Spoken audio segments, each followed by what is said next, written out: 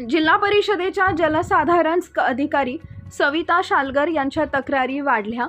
जिल्हा परिषदेमधील जिल्हा जलसाधारण अधिकारी श्रीमती सविता शालगर यांच्या कार्यपद्धतीबाबत नागरिकांमधून नाराजी व्यक्त केली जात असून त्यांच्या विरोधातील तक्रारींमध्ये वाढ होत असल्याची चर्चा जिल्ह्यात सुरू आहे।